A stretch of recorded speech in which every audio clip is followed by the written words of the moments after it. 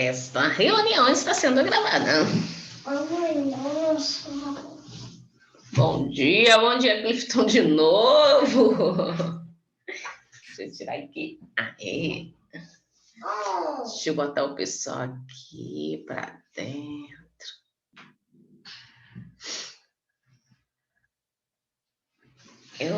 Bom dia, galera! Mais um dia com a nossa Tanuri, com a nossa menina caçula de Jesus. Vai estar aqui prontinha para nos dar aula. Bom dia para todos, bom dia, tio Vandão. Raquel é a nossa Raquel. Bom dia, Nayara. Bom dia. Vou dando bom dia aqui, vou abrindo a sala, vou colocando vocês para dentro. Sintam-se em casa, vocês estão aqui na família de Jesus de Tanuri. E estamos aqui, eu já vou passar diretamente para essa mulher, para a gente não perder aqui um minuto. Cíntia Tanuri, seja muito bem-vinda. É um prazer ter você aqui nos ensinando nessa manhã. Vem para cá, minha irmã. Bom dia a todos mais uma vez. Alegria estarmos juntos. Vamos que vamos nessa viagem eletrizante na palavra de Deus. Como é que tá o som aí? Tá dando para ouvir bacaninha? Todo mundo me ouvindo?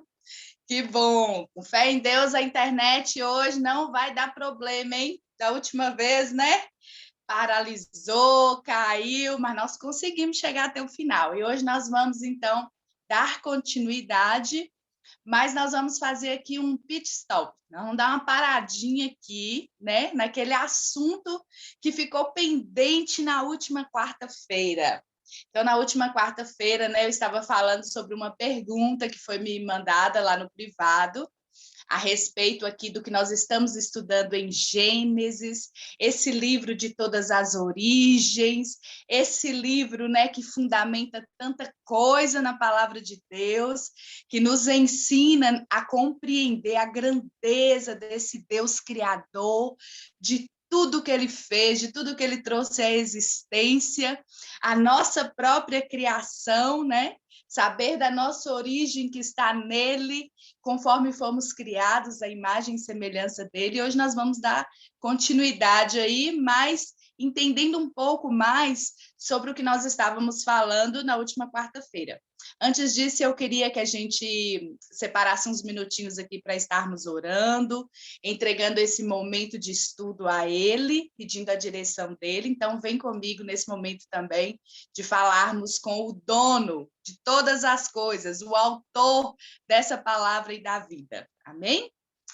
Pai querido, nós queremos te adorar nessa manhã, nos rendemos ao Senhor, nos rendemos ao seu senhorio, à sua grandeza, à sua soberania e pedimos ao Senhor, abra o nosso entendimento mais uma vez, ilumina a nossa compreensão e fala conosco de ti mesmo e sobre todas as coisas que queres nos ensinar.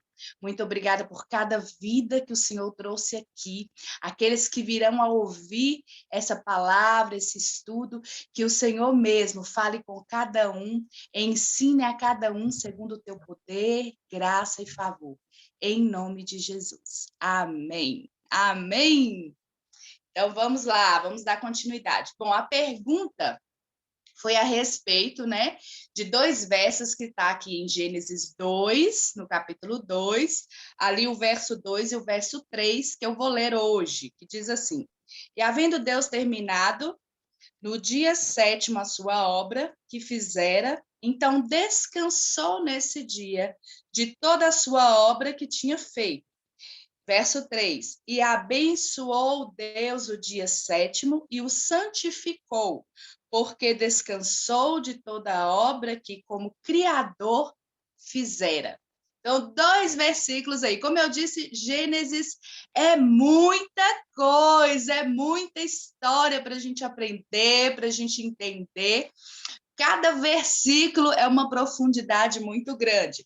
Mas aqui, né, nesses 2 versículos, então, vem aí algumas palavras, né, que trazem, às vezes, dúvida. Foram minhas dúvidas também, por isso eu gostaria da gente ter esse tempo de esclarecer isso, porque pode ser a sua dúvida também. Então, agora é a hora, né? Então, diz aqui no verso 2, Deus, terminando a sua obra, descansou. Então, essa palavra descansar, como eu estava dizendo, né?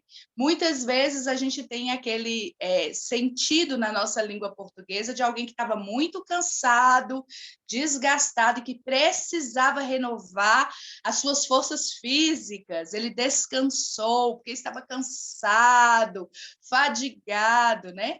E nós falamos sobre a linguagem aí, como é para nós, e a raiz da palavra no original, no hebraico, sobre descansar.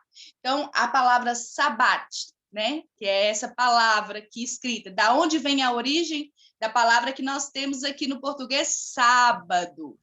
Então, esse descansou, esse sétimo dia, e sabat, o sabat, e descansou. Só que na raiz dessa palavra, no grego, é diferente o sentido como é para a gente aqui.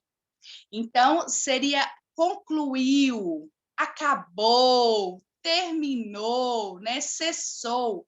Vem mais do verbo cessar, de cessação, de parar. Não porque estivesse cansado fisicamente, porque o nosso Deus Todo-Poderoso, que criou céus e terra e fez tudo, ele fez por meio da sua palavra. A gente vê ali como foi criado, né, o processo da criação. A gente vê cada dia falando de um Deus que organiza as coisas, um Deus de processo, porque ele poderia criar num só segundo. Poderia, não poderia? Ele abriu a boca e falou, haja luz, e apareceu. Houve luz, clareou, como ele tem dito até hoje, nos dias de hoje, haja luz no nosso entendimento. Essa palavra até hoje está dizendo, haja luz aqui dentro de mim, no meu entendimento, na minha compreensão. Essa palavra até hoje ilumina as nossas vidas, como é dito lá no Salmo, né? Ela é luz para o nosso caminho, é lâmpada, né? Para os nossos pés. Mas Deus, então, aqui usa, né, nesse versículo, usa essa palavra, descansou, e aí gera algumas dúvidas, né? A origem da pergunta que me foi feita foi sobre o dia de sábado, que Deus o santificou. Nós temos que guardar esse dia. Há uma palavra sobre isso, né, na lei do Senhor, lá em Êxodo, é o 4º mandamento. Então, em Êxodo 20, versículo 8, anota aí. Depois a gente, com a graça de Deus, nós vamos fazer essa viagem panorâmica também por Êxodo. Nós vamos entender esse livro, né? Todas essas características aí desse livro que nos traz a lei de Moisés, nos apresenta. Mas o 4º mandamento ali, ele vai falar especificamente deste dia de sábado. Ele vai falar, vai repetir de novo que Deus trabalhou 6 dias, no 7º dia Deus descansou. Então, esse texto está também ligado diretamente ali ao 4º mandamento que está em Êxodo 20, versículo 8. Então, por isso eu acho importante a gente dar uma parada aqui e entender isso. Né? Nós precisamos entender isso aqui com mais clareza. Por isso, nós não vamos fazer aqui, passar por esses versículos aqui de forma panorâmica, mas nós vamos dar uma parada boa aqui nele para a gente poder compreender. Então, voltando lá. Eu disse para vocês na última aula, eu citei, né, um texto que está em Isaías, eu gostaria que vocês anotassem também, e depois conferissem lá, em Isaías 40, eu citei um texto que está do versículo 28 até o 31. Então, Isaías 40, do 28 até o 31. Eu não vou lê-lo aqui agora, mas esse texto está dizendo sobre um Deus que não se cansa. Já começa com uma pergunta, né? Por acaso esse Deus que criou tudo se cansa? E o texto vai dizer ali, né? Os jovens se cansam, eles correm, eles caminham e se cansam. Deus não se cansa. Pelo contrário, ele dá força, ele dá vigor ao que está cansado. E o texto vai concluir aí, Isaías dizendo: até aqueles que, né, os moços, os mais jovens se cansam. Então, vai dizer, até a força da juventude, ela fracassa, ela falha, né? Quando a gente fala de um jovem, de um moço, a gente está falando de vigor físico, de força para correr. Tem uma certa idade que vai chegando, né? Depois dos 40, 200 aí, que a gente vai vendo as forças vão diminuindo, mas na juventude a gente vê aquele pique, aquela força, aquele vigor. Então esse texto vai dizer disso. E vai falar, né, no finalzinho aí de Isaías assim: mas os que esperam no Senhor. Ó, outra chave aí, outro segredo. Os que esperam no Senhor renovam as suas forças. Vão subir alto, vão ganhar asas como se fosse de águia. A águia voa acima das tempestades, das nuvens, né? Isso é assunto para outro dia. Vamos chegar em Isaías também um dia com a graça de Deus. Mas esse texto vai falar de um Deus que não se cansa. Mas tem outro texto em Isaías também, Isaías 1, do verso 1 ao 15, que vai falar que Deus está cansado. Ué, então a Bíblia está contradizendo? Isaías 1, do verso 1 ao 15, Deus está cansado? No verso 40 diz, no capítulo 40 diz que Deus não se cansa. Como é que é isso? A Bíblia entra em contradição? Não. É porque nós precisamos entender o texto, o contexto em que a palavra está inserida. Por exemplo, se eu disser assim, lembrei aqui agora, né? Tá ali um tanto de soldado diante de um general, eles estão numa posição, né? O soldado fica naquela posição que a gente fala assim, sentido, né? Eles estão ali, todo mundo reverenciando, digamos assim, né? Naquela posição ali de respeito àquela autoridade que está diante deles. E aí o general, o comandante diz, então, descansar. E aí eles dão uma relaxada, não é assim? Tem um outro sentido de posição, mudou a posição. Eles estavam em uma posição de reverência ali, né, de obediência, e quando ali o comandante disse descansar, eles dão uma relaxada e muda de posição ali. Tem também aquele descanso que a gente usa para os copos, né, para as panelas, o utensílio que a gente coloca ali. É porque a panela trabalhou muito e estava cansada? Não, também não. É um outro sentido. Então, às vezes, uma palavra ela tem vários sentidos. Qual o versículo? Isaías 1, do 11 ao 15. Do versículo 11 ao 15. Alguém perguntou aí, para me repetir. Só que lá, no contexto, está dizendo que Deus está cansado no sentido de saturado, desgostoso. Porque vai dizer o texto mais ou menos assim, vocês vão ler depois, tá bom? Observar bem o texto aí, o que está dizendo. Mas Deus vai declarar assim, eu estou cansado desses sacrifícios de vocês. Vocês vêm e matam ovelha, derrama sangue, traz para mim. Eu estou cansada até das luas novas, que vocês fazem as festas, as celebrações, os dias solenes dizendo que é para mim. Eu estou cansado de vocês até nas festas do sábado, ele vai dizer até do sábado aí, hein? Desses dias. Mas o coração de vocês, por quê? Por que Deus está falando que ele está cansado? Porque ele conhece o coração e a intenção. Ele está dizendo, esse sacrifício que vocês estão me entregando, isso me cansa, porque eu sei o que está no coração de vocês. O sentido do texto é esse. Ele não está se agradando, esse cansaço aí, dizendo, eu não estou agradando disso. O termo lá, né, vai ter uma palavra lá, nós não vamos ler, porque senão vai tomar muito tempo aqui, mas chega a dizer que Deus abomina, odeia isso. Ele está dizendo, eu não gosto disso, não. Isso que vocês estão fazendo não está me agradando, eu estou cansada, eu estou farta disso. Então, também é um outro sentido que pode ser aplicado a essa palavra. Não é aquele cansaço de, eu trabalhei muito, estou esgotado. Já viu uma dona de casa depois de uma faxina, né, Alcineia? Como é que a gente fica depois de uma faxina? Mulher, depois de uma faxina, a gente não quer que ninguém entre na casa. Pelo amor de Deus, ninguém pisa nesse chão que eu lavei. Aí você está tão cansado, você fala, gente, eu estou cansado, eu arrumei tanta...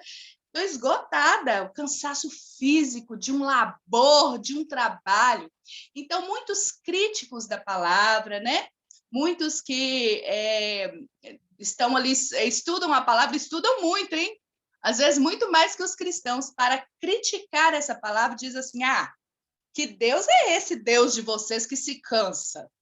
Não, não é nesse sentido. Então, é claro da gente perceber aqui, primeiro que Deus, o trabalho que ele fez com as mãos dele foi qual ali na criação? Foi nos formar, foi formar o primeiro homem com as mãos, né? Tudo Deus disse, haja, faça, e apareceu. E agora a relva começa a produzir, cresça aí da terra árvores, e frutos, e sementes. E ele foi dizendo, mas com o homem né? No verso 2, Moisés, que é o escritor aqui, ele vai detalhar a criação do homem, né? Ele fala ali no capítulo 1º, né? E agora no capítulo 2º, ele vai detalhar tanto a criação do homem como da mulher. E ele vai dar detalhes. Então, aqui no capítulo 2, ele vai falar, né? Deus, com as próprias mãos, ele modelou aquele boneco. Depois, então, o que ele fez? Ele soprou ali nas narinas, né? Como nós falamos. O fôlego de Deus. Meu papel está caindo aqui, deixa eu consertar.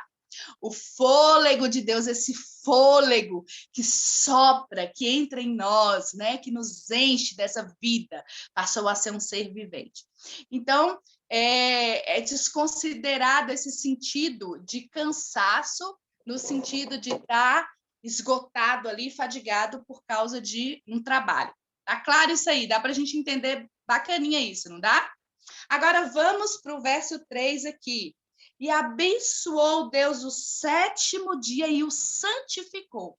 Tem uma palavra muito importante aqui. Santificou, abençoou, santificou, porque ele descansou de toda obra como Criador.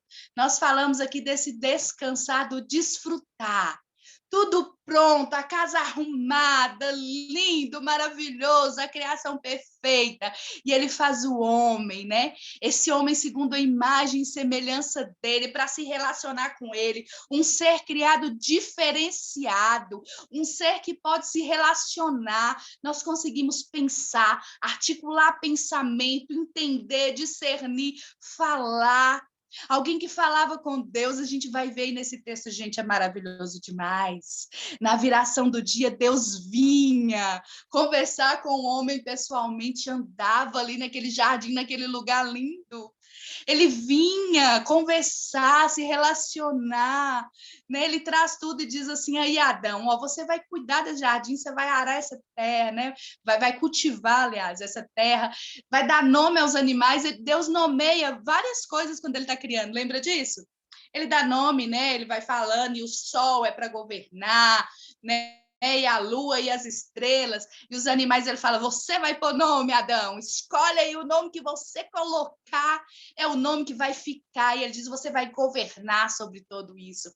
Deus dá, então, autoridade ao homem de governo na terra, ele abençoa, manda o homem se multiplicar, encher a terra. Então, Deus vem nesse relacionamento com o homem, né? Então, aqui, no verso que a gente leu, Deus descansou também nesse sentido, né? Ele chama a gente para esse descanso, nele mesmo, de usufruir. E a gente disse desse dia interminável aqui, né? Essa proposta vai continuar no novo céu, na nova terra, como a gente lê em Apocalipse. O fechamento, né? É que nós vamos estar diante desse Deus de novo. E agora sem fim, nesse deleite, nesse desfrute da presença de Deus, nesse lugar maravilhoso que ele preparou. Nós dissemos que se aqui ele caprichou, imagina lá. Eu só posso imaginar, né, Mônica Souto? Imagina lá como tudo de uma forma tão maravilhosa, excelente, que a gente não sabe nem descrever. João chega e fica tão maravilhado quando João fala da visão do novo céu, da nova terra. Depois nós vamos chegar também em Apocalipse, né? E ele vai descrever um pouco dessa maravilha que a gente não só pode imaginar. Então, aqui, o dia 7º, como eu disse, né? O sabat, da onde vem a origem a palavra sábado. Então, o 7º dia é sábado. E ele consagrou, santificou, é consagrar, é separar aquele dia, né? Quando a gente vê na Bíblia escrito assim, santo, o que é santo? Às vezes ensinaram para a gente e ficou uma ideia de uma coisa perfeita, que não tem falha, e aí a palavra chama a mim e você de santo. Os santos do Senhor, aqueles que passaram a crer no Senhor. Paulo, em muitas das suas cartas, no cumprimento dele, né, aquela igreja, ele diz aos santos que estão em tal lugar, né, os santos que estão em Roma, os santos que estão santos. E às vezes a gente aprendeu o santo, né, essa palavra, algo intocável, perfeito, e a origem, a raiz da palavra é simplesmente algo separado para Deus.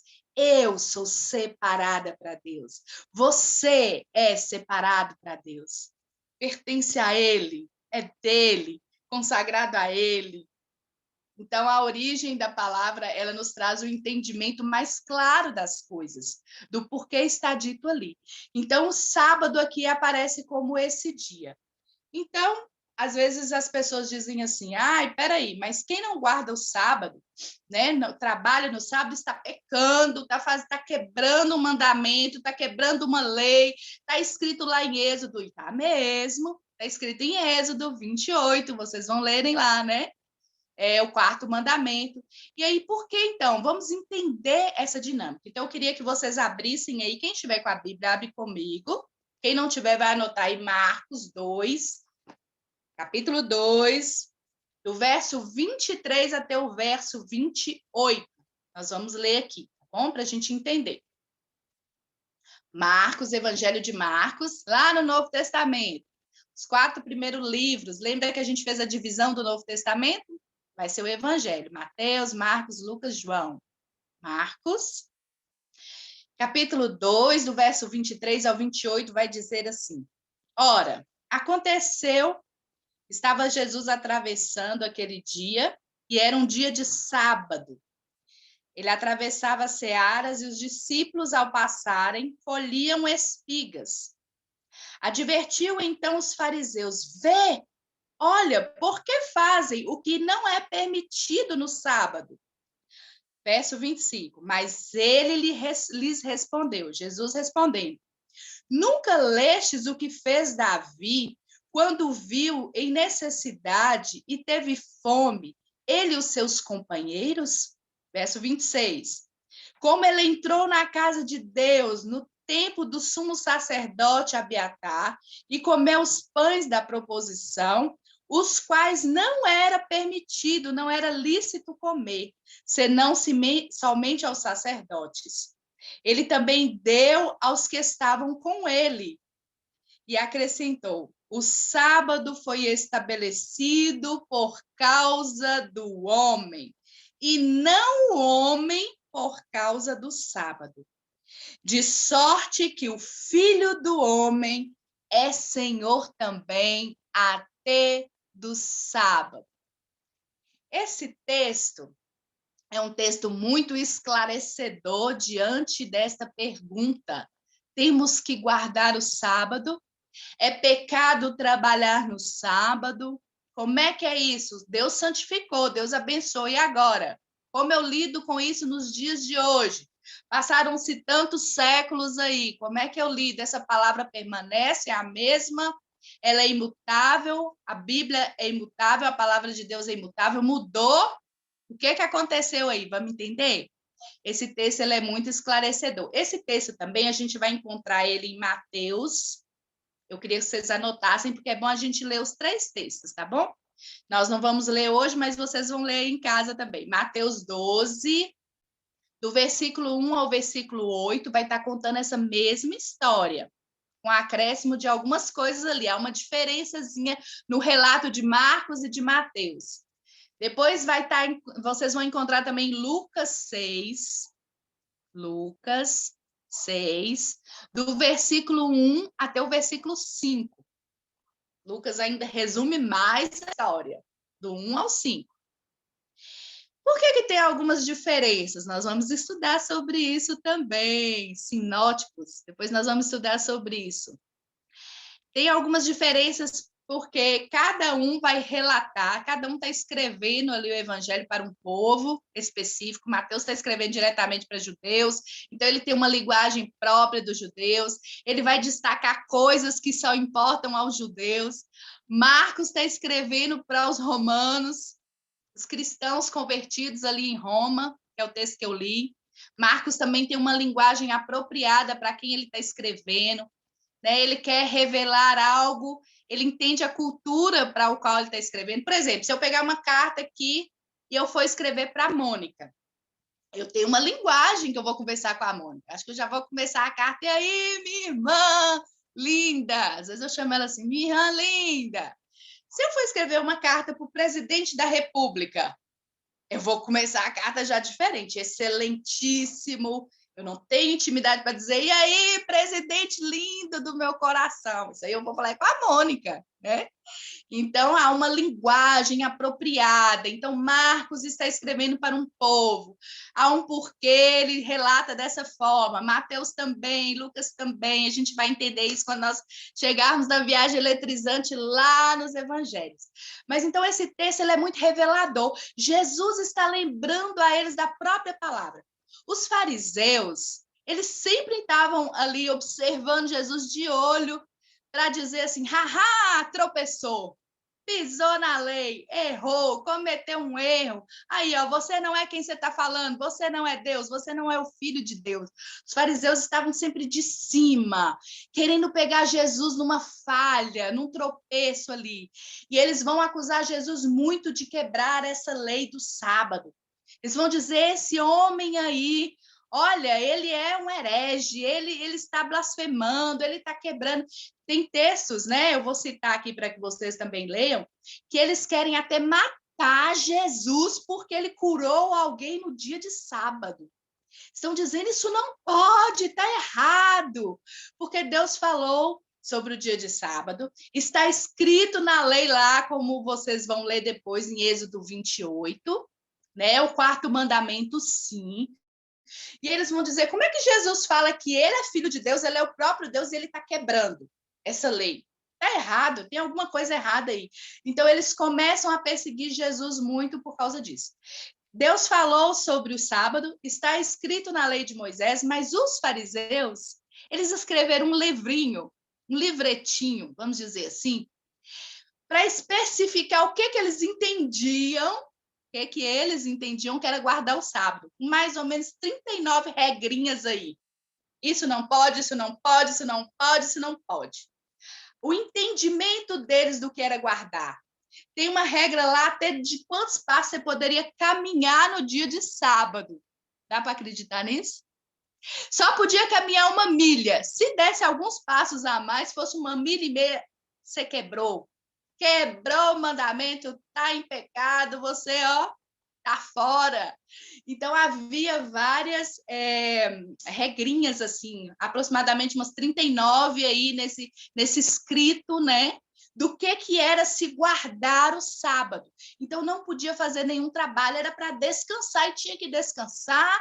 E aí, então, como eu disse a vocês, né, os judeus consideram, né, por isso que está escrito lá, tarde, manhã. Então, a partir da viração do dia, o sol declinando ali às 6 horas da tarde, é um novo dia.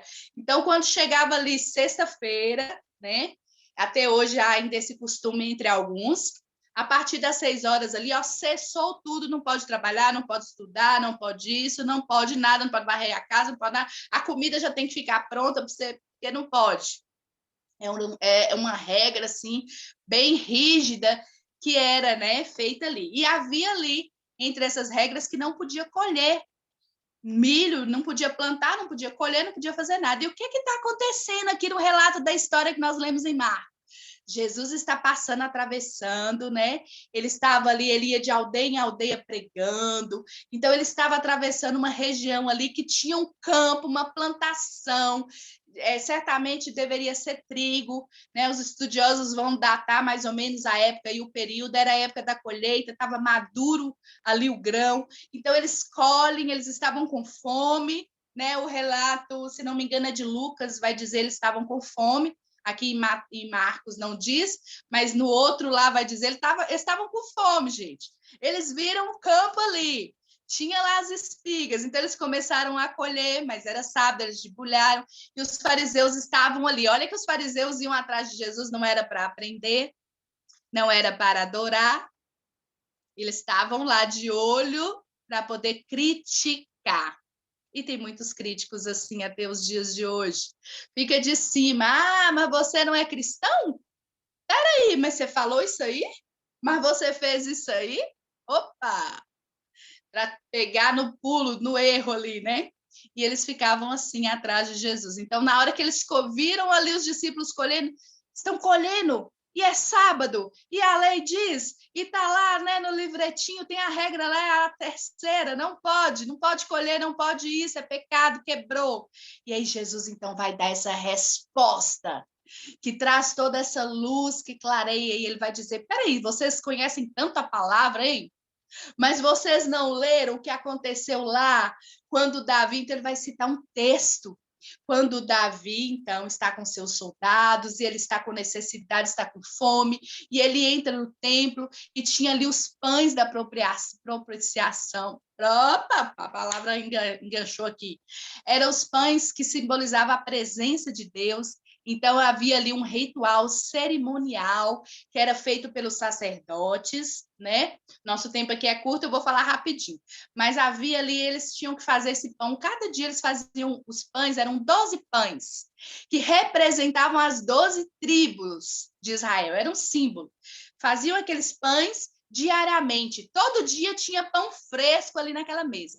E no final da semana, os sacerdotes podiam comer aqueles pães. E tinha essa regra, essa lei ali na lei de Moisés. Quem que podia comer? Sacerdotes. E aí Jesus vai lembrar eles disso e vai dizer assim, olha, tem outra lei aí. Vou lembrar para vocês. Cerimonial, de uma cerimônia, né? De algo que foi instituído ali, como as festas e tudo, tinha essa lei também. Nós vamos ver lá em Êxodo, quando a gente for estudar, que tinha leis morais, cerimoniais, vários tipos de leis. A gente vai ver essa diferença aí. Então, essa lei dizia, olha, tem que fazer o pão todo dia de manhã, representando as 12 tribos de Israel, e no final lá dos dias, os sacerdotes podem comer. Mas Jesus falou, mas Davi entrou lá, estava com seus soldados, teve fome, e o sacerdote, então, permitiu que eles comessem. Então, Davi quebrou. Então, Jesus já começa a fazer um paralelo aqui. O que é que Jesus está ensinando aqui? Da mesma forma, né, os meus discípulos também, passando ali, estavam com fome, colheram e comeram. E ele está dizendo a necessidade do homem, algo que o Clifton falou hoje no outro estudo anterior. O homem superior a isso, a vida superior à lei. Naquele momento ali, né, o que eles estavam considerando, pegados ali naquela palavra. E Jesus vai dizer em outros textos, né? Ele vai dizer, vocês são muito hipócritas, né? Se um animal de vocês, quando ele curou um homem, né, e eles queriam matar ele, porque ele curou aquele homem, e, aliás, nesse texto aqui, ele tinha curado uma mulher, ela era encurvada, tinha 18 anos que aquela mulher vivia encurvada desse jeito. Depois eu trago aqui para vocês a referência para vocês lerem. E aí, então, Jesus cura aquela mulher e era dia de sábado, e eles ficam assim alvoroçados e ficam muito bravos com Jesus. E Jesus vai dizer, como vocês são hipócritas. Se cair um animal de vocês no buraco no dia de sábado, vocês vão tirar esse animal dali, né? Se o seu boi, seu animal tiver com sede, vocês vão dar água para ele. Agora, essa filha de Abraão, essa filha do pai escrava por Satanás, Jesus chega a dizer essa palavra, há 18 anos nessa escravidão, nessa enfermidade, e eu não posso libertá-la. Então, eles tinham como o dia de sábado é sagrado, você não pode fazer nada. E aí Jesus vai dar essa explicação e ele vai encerrar no verso 8 dizendo, olha, o sábado foi criado para o homem. Vocês estão invertendo as coisas. Presta atenção, foi criado para vocês descansarem, usufruírem de tudo que Deus fez. Vocês trabalham aí a semana e nesse dia vocês podem descansar, podem me adorar, estar comigo, na minha companhia, cultuar a este Deus. Essa era a proposta de Deus. Nesse dia, quando Deus falou, então vem Adão, vamos desfrutar desse momento juntos, vem estar comigo, vem ficar comigo, vamos, né? Sabe aquele dia... A gente tem aquele dia em família, que a gente, né, pega a família, vamos ficar em família, vamos fazer o almoço em família, vamos usufruir aqui da companhia uns dos outros, vamos tirar esse tempo para nós. E o Senhor está dizendo, esse é o nosso tempo, vamos descansar, no sentido, vamos nos deleitar um no outro, na presença um do outro, vamos usufruir de tudo isso aí juntos. E aí o Senhor está dizendo, sábado foi criado para vocês, acorda! Não foi, né, vocês que foram criados para guardar esse dia, para proteger esse dia, para não deixar ninguém tocar nesse dia, nada de errado acontecer nesse dia. Então, é isso que o Senhor estava dizendo. E aí ele faz uma declaração ainda mais importante, que é preciso a gente entender. Ele diz aqui, o Filho do Homem. Essa declaração, por que ela é importante? Porque só Jesus dizia isso de si. Ninguém chamava ele do Filho do Homem. Mas a gente vai ver em vários textos Jesus dizendo dele mesmo, sendo o Filho do Homem. Porque o Filho do Homem, ali a gente vai ver em Daniel, depois a gente vai chegar nesse livro também, né? É considerado ali o Messias, aquele que viria. Então ele está dizendo, sou eu. Eu sou o Filho do Homem, o representante máximo da humanidade que se comparece diante de Deus.